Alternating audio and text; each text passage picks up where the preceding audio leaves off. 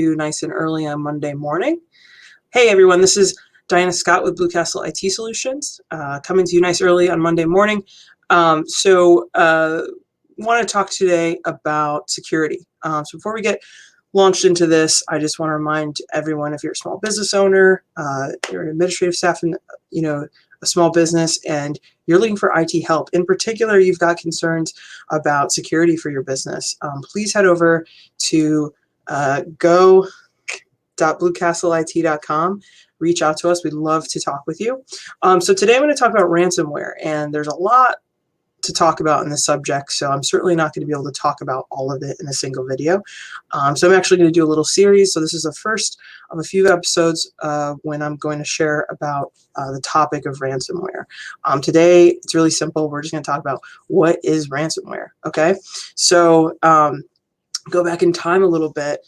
When I was still in help desk technician roles, working for some IT company, I remember when, CryptoLocker, I think, was the first, ransomware malware virus that I remember encountering. And I just remember, this is probably like 2013, 2014, that, when you were working, if you were working in IT at the time, this was kind of first hitting the streets, right? Was a CryptoLocker, and other kinds of ransomware virus. And just to go into what does ransomware do? So ransomware is a form of malware that encrypts files and systems and won't decrypt them until a ransom has been paid. Okay, so usually usually comes to an organization through a malicious attachment in an email. It's one of the most common ways that ransomware might get on your computer and then onto your network.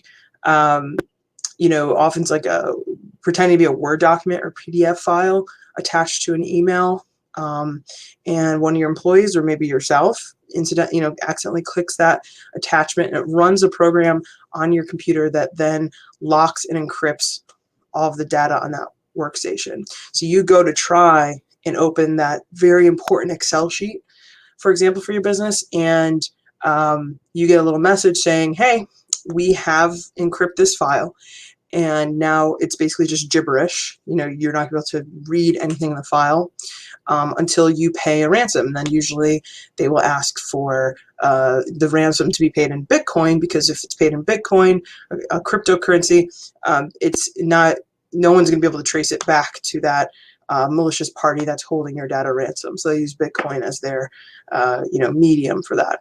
And from there, once ransomware gets on a single computer, and we'll talk about this in one of my future episodes where I go a little bit deeper into security permissions, basically ransomware will then try to get onto other computers in the network based on the permissions of the user who's compromised. If they happen to also have permissions for a network file share, something on the server, or other computers in the office, the ransomware virus will try to spread to those other machines. And so there's circumstances where a single user clicks on that email link, accidentally, runs that malicious file unknowingly.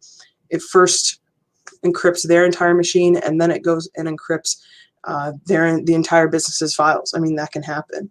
And so going back to when this first came out, I remember there were just it just threw business off, right? It used to be about protecting your data against, what if my server crashes? What if a hard drive fails? That was data protection. Ransomware introduced the idea of, really, I think, widespread idea of, we have to protect our data from malicious parties. There's people who are going to try to use our dependence on this data to run our businesses for malicious purposes, and they're going to try to exploit that.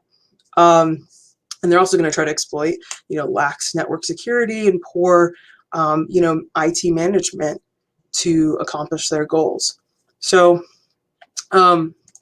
since that time, I think ransomware has become more commonly understood by a lot of business owners. But I'm still surprised, 6-7 years into these major viruses being out there, I'm still often caught off guard just really by how a lot of people aren't really aware of both what it is, how it works, or really just what's the best practices for a business to make sure that you aren't one of these people who falls prey to this. Because the other element of it is, a lot of businesses don't understand how common it is Okay, they think, oh, we're a small business, you know, this isn't going to happen to us.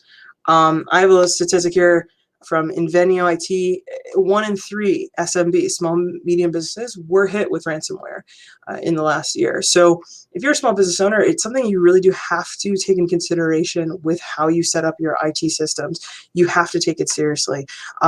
I've got some more statistics I'll go over in kind of a future video where I talk about just statistically, like what's the impact on an organization when they're hit with something like this, you know? And easy question to ask yourself is, if you're a business owner and you suddenly couldn't access a single bit of your client data, you couldn't, you know, pull that information. Everything that your business does, it probably in some way comes back to data. Whether, you know, you're looking at your client's information, it just flows through it.